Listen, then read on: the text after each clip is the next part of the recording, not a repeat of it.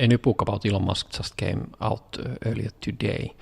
It's over 20 hours listening if you get it from Audible, for example, or it's a thick book if you want to read it. So while you're doing that, here's a room where we can discuss about it and the thoughts you're getting along the way while going through the Elon story. And if you want to get a little bit of a teaser and it's only 2 hours listening, here is a interview with book's writer Walter Isaacson, where he talks with Lex Friedman, and that's a good teaser for the content. And obviously there's a lot of interviews and takes from the book in the media. In order not to spoil the story for those who haven't yet read the book, maybe we can try to keep the conversation more in the ideas it provokes and things around, so it's more like inspiration from the book than spoiling the whole content of the book. But if you have an inclination to do that, maybe just say a spoiler alert in the beginning so people can skip it if they haven't read it yet. Listening to the childhood of Elon Musk and what he went through and how he was as a child and while he was growing up, I couldn't help to think about Warren Buffett, how he was so obsessed with numbers and reading things children and kids don't usually get entertainment from, like really going to the stocks and company annual reports. So is that what it takes to become a billionaire nowadays? You really have to be going to the extremes in order to be successful. Obviously there are a lot of billionaires who are not, but that's the thought. The risk-taking, all-in attitude didn't start with Elon. Apparently it has been going for generations in his family, and that's some of the fascinating things, as well as the flying. And there's a lot of episodes about flying in the book as well. How that's also really adventures, but also quite dangerous things, what you can do with flying, and stuff happens. Some of those odd tweets Musk has been sending out start to make sense when you get the context with the book. It was like why he tweeted about that person something which is a bit off, and then you realize that okay, it happened at that moment. Novel suggested that it's better to have a good conversation, so spoilers are alright, so be warned, here's the first one. This came out 2022 when Elon Musk learned that Bill Gates was shorting his companies. And the title is In Case You Want to Lose the Boner Fast. And obviously that's a little bit of an oddball, but now it makes sense. He was furious about Bill Gates' action at the time, especially because he was also trying to get Elon to donate to his charitable causes billions. Hi, Petri. This is an interesting one. I'm actually going to start reading the book very soon. But I did listen to that podcast with Lex Friedman and Walter Isaacson, and I enjoyed it. I mean, I love Elon. He's my dude. So I'll definitely be sharing some of the stuff that I'm thinking or that come up as I read. But the thing that, I like his hard work. He has inspired my children with those rockets. I mean, we watched them taking off and landing again. It was the most exciting time in my house, truly inspirational. The thing that gets to me is how he treats people. I cannot get over that stuff, man. It really gets to me. But everything else I love. So I guess, that's the bone I have to spit. This is not to say that I believe that people should be treated like fragile, little puppies, and that everyone should be all sweet. I think it's possible to drive, inspire, and get people fired up and get people committed while keeping their dignity, while being a respectful person, while, making them aware that you're challenging their ideas, you're challenging their strategy, but not their humanity. But there's something about the way he does it, the way he fires people, that makes me feel like they're just a list in Stalin's, book. Just take them out. And I don't like that. Because the little experience that I've had managing people, and of course I'm not landing rockets, but it is possible to get people fired up, to get people excited, to challenge them, and to make sure that they're not bored, while also keeping their human dignity. And dumbfuck is a term Mark Zuckerberg called his customers in the early years in Facebook. So this fight and all-in switch off the risk mode, and this what is described in the book also as a immediate switches in modes, like being in a complete fire everyone mode, and then let's talk about this funny cat video meme mode switches. So the beast mode in Tesla is probably a metaphor something as well. These seem to be coming from his dad and childhood, but it was really fierce, and the book gives a bit of ideas that that's the modus operandi of Musk. He needs always these new fights. There needs to be drama in his life, and also his personal life has been full of drama. It's so funny to hear them calling it Weltschool, because it's Afrikaans, it's Veldschool. And but that's a terrible experience that he went through there, and I can empathize with what he went through, and you know how it has influenced who he has become as an adult. And I feel sad for that. I just don't like that result. Ooh, it's just. But I empathize. Musk is so used to fighting that he does it all the time. In his business, he's been challenging people to arm wrestle about some argument, about some business decision or product, or even his personal life with his wife. They were public and they were really loud, shouting, and people were confused around what's happening here.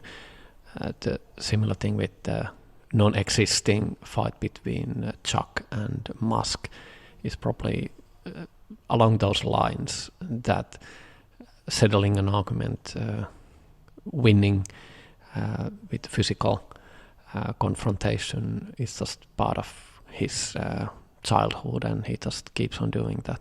At the time they had a similar amount of users, so was he ironic, was he joking? Maybe he was serious in the beginning of the sentence, and then at the end he switched to different mode.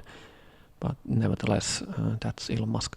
It was said at the time that Tesla had a visualization capabilities in a level that he could build the 3D models of the engine parts and see them moving, and he didn't need to do any reduce. Everything was done in his head, and when he was completely, fully satisfied with the outcome, then he would finally produce the machine, and it would work.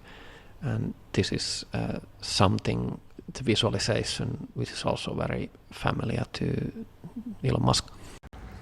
Petri, this is so satisfying to listen, and I love this form of like a book club summary, just like getting to hear you recount the stories. It feels a lot like bedtime stories, and I really enjoy it. Thank you so much. The history of Tesla is really interesting from the founder's perspective, and how there's a person who comes a bit late on. Yes, he comes to the board meetings, becomes the biggest single investor, then gradually starts to take over tasks, and suddenly realize that he's actually running the company. When there was some internal fighting between the key people in Tesla, that was the time when Elon started to take more hands-on interest on the company, and this is basically when the things started to go south for the original founders. Partly Musk creates some problems, for example, with the original Tesla model. It became so over budget because of his changes, and that caused a lot of funding issues and trouble for the initial stages of the company, which he later regretted and said that they should have just stick with the Lotus Elite specifications in order to move faster and save costs. But this seems to be his model. He gets on things, and of course his design and his ideas, a lot of them were exactly on the money, and that lead to the success of the company. But there was also a lot of issues which were caused by him. if you check his arguments, they're not really that strong. What's the point if you've been interested of electric vehicles for 2 decades or even 200 years? It has nothing to do with Tesla and Tesla's founders. He mentioning also really specific items like the headlights and a few of these things. Those were probably the things he was doing in those monthly meetings or few meetings a month, and that's from that time period. Over the years there's been a lot of back and forth between Bezos and Musk, and it's really about the rockets, or it's not really about the rockets, but who gets where and why. And there's a lot of episodes where they are really picking on each other, and it's somewhat a competition, but I think it goes to the personal level as well.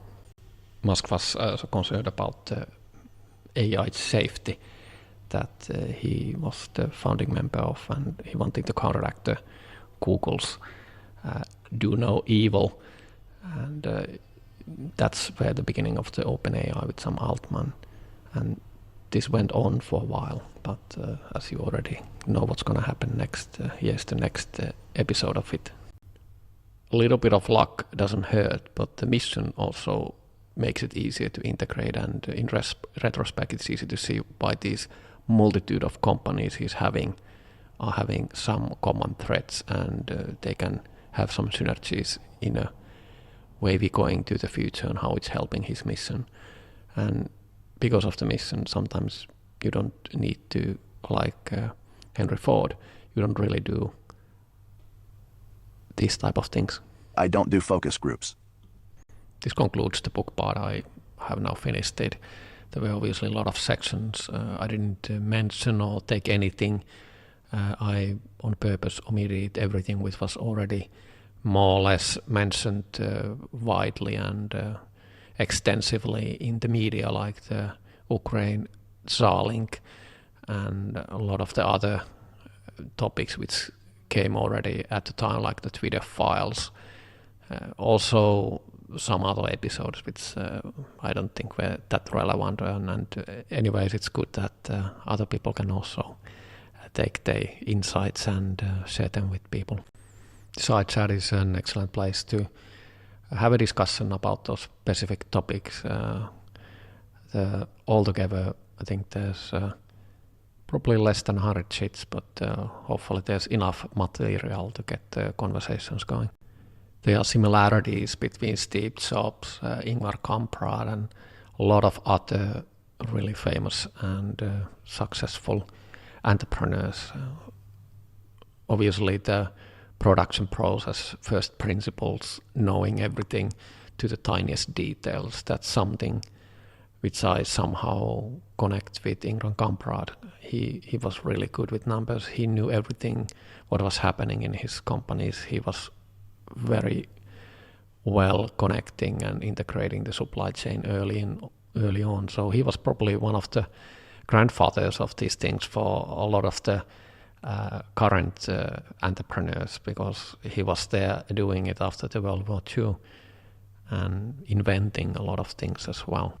Kamprad started always with the final price, what can it cost, and then the design and the functions and the production process came in reverse.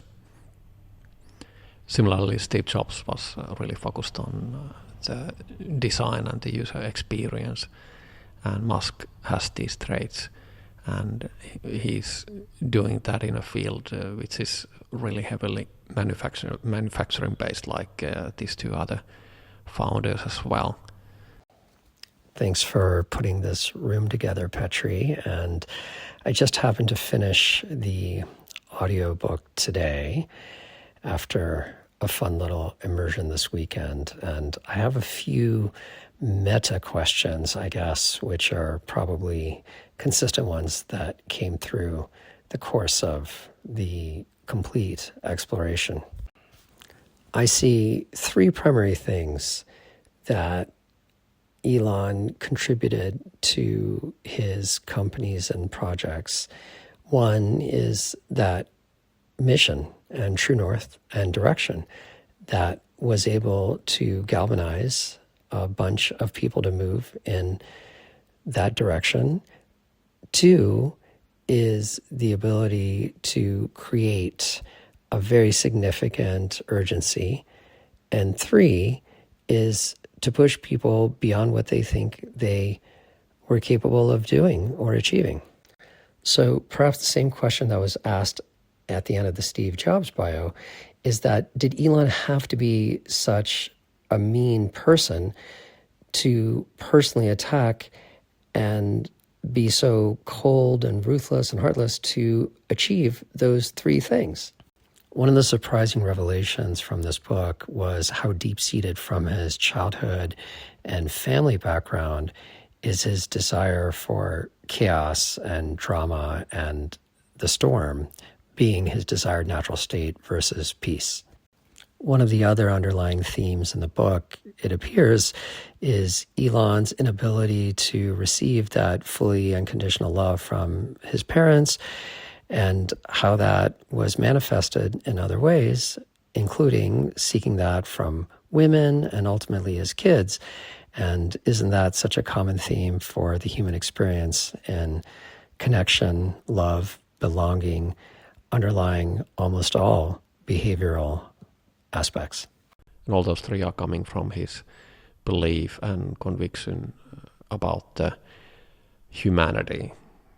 And the curious thing is that whether it's coming from a positive place or out of fear, or was it just something which he came up early on in his life and then he just keeps on doing it. Also, because he puts the mission as his destiny in life, and also it's pretty clear, and I think he probably has stated it as well, he's putting everything online for the mission, even himself. He's working too hard and he realizes that, and he sees that he doesn't need to go to Mars. He's not taking some of the crazy risks like doing the Earth orbits like the other billionaires. Maybe there's something else into it, but he clearly sees that if he doesn't do it, then probably humanity doesn't go to Mars.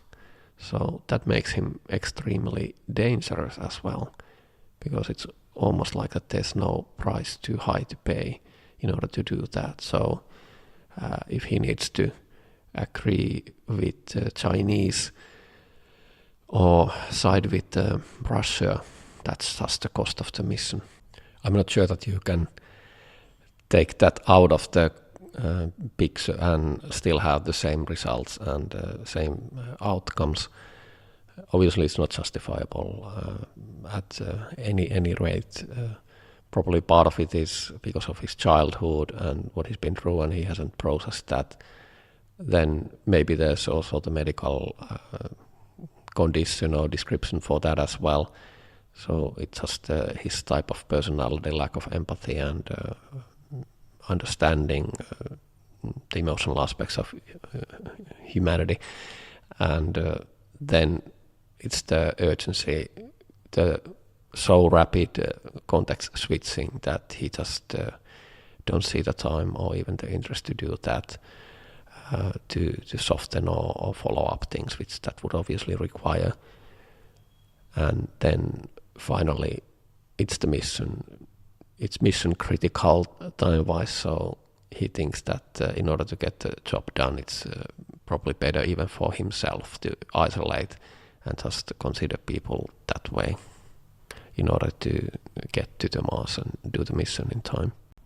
Which shows that how different our backgrounds can be and how the behavior can still be the norm, even though you realize it, that the better the devil you know, and how deeply rooted all these emotional attachments and damage done in the past, in the childhood, really is, and how hard work it is to get rid of it. Even if you're the richest man in the world, you're still battling with your demons.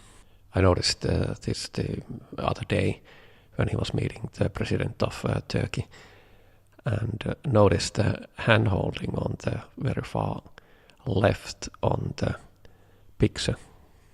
The society we have is just a reflection and expression of the morality and values of the humanity. So just stating something doesn't make it so. Look at the Russian invasion and genocide at the moment. How many people are ignorant? How many people are still buying products and even openly supporting Russia? And how many even heads of countries are still siding with Russia, or they are not condemning or helping, supporting Ukraine? I think that states says quite a lot. So in that sense, companies don't do anything. They're just a reflection of the people who are owning those companies, buying their products. Yeah, it's really impractical to source everything and vet and check what are you doing as a consumer. But we can all do better decisions. We can stop feeding those who are doing the wrong things from our perspective. So I think the responsibility is not with the politicians. The responsibility is with everyone who is investing, everybody who's consuming, everybody who is acting and non-acting is also an act. I have so many questions that have arisen in me as a result of digesting this book, and I feel compelled to share them as they come up. And one of them, I feel, is the question of how critical it is for management, a leader, a founder, a CEO, to be obsessive with and immersed in the minutia and product-specific engineering details. In other words, how critical is it, as Elon claims, to be completely immersed in every microscopic, nuanced detail at the engineering level? There seem to be a couple contrasting styles highlighted in the book between Jeff Bezos and Elon. Jeff making fun of Elon by getting bogged down with too many details, and Elon making fun of Jeff for being a, quote, dilettante. It seems that Bill Gates' famous code reviews, even Steve Jobs' obsession with product, probably more than engineering, and being, I guess, a bit less technical than Elon, are more on one side of the camp. And that would be a neat question to hear from others on, is how involved is being too involved in the minutiae and details? Another question that's come up is that of culture. And I reference and cite Ben Horowitz's definition of that. A culture is not your values. It's actually your collection of actions. And what is it that someone does when no one's looking? And what are those actions that define the collective effort of an organization?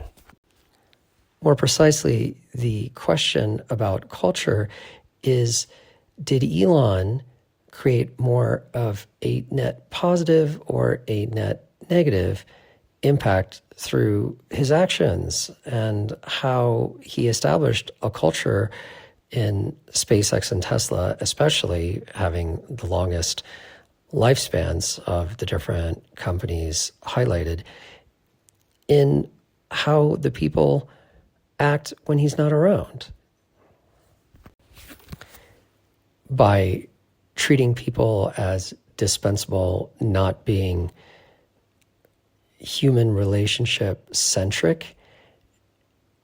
Does that perpetuate a lot of the same behavior, even though that may come with hitting performance benchmarks and milestones and shipping and creating value?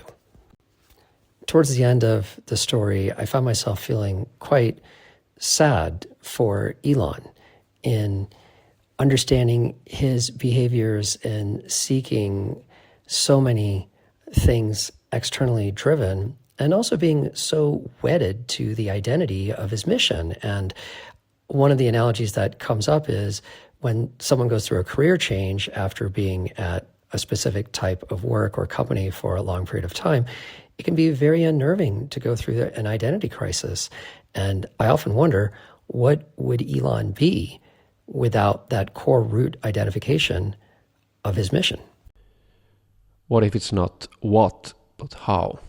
Steve Jobs was really obsessed with the details, but in order for the user experience to be good and the device be functional, and he was really demanding. But I understood that he also was listening people. It was more about picking the right people and then being detailed oriented for the sake of the product. I don't think he was micromanaging for the reason of micromanaging. It was for the good of the product, and he was willing to change his mind at times at least. Bill Gates was also drilling down to the nitty-gritty details, but I think in his case he was just checking whether the people have really thought it through and they're doing a good job. Once again, it's not about wanting to do all the decisions, but just checking that people are actually awake and they are really putting their best effort, and that kept the people around him tiptoed in a way that they did their job.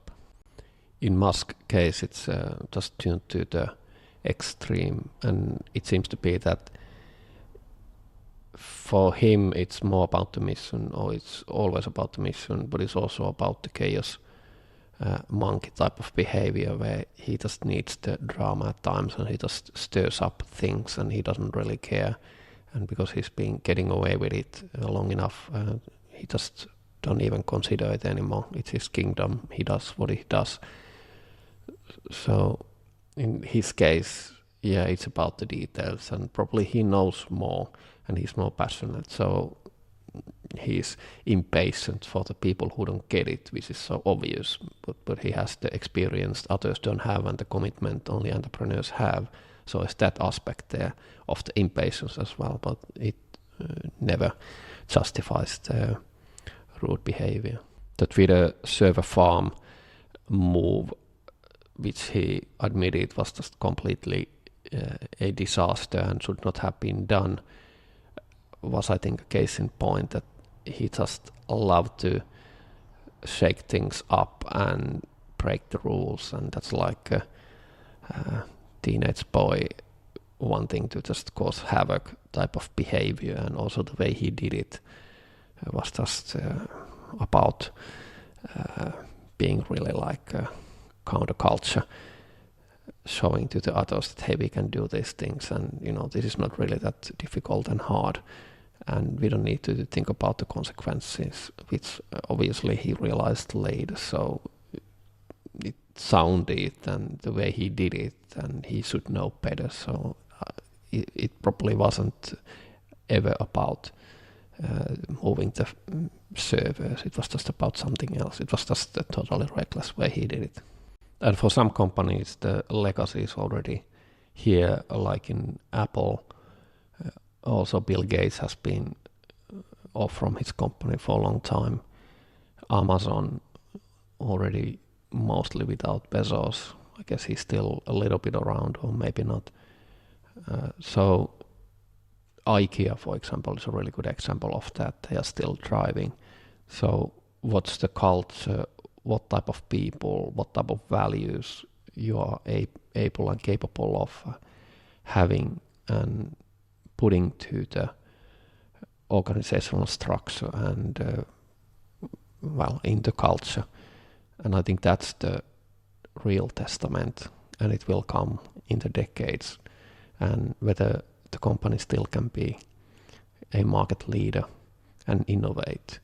That's the true legacy. If you want to build that type of company and not just cash out or do your own project, then you don't care.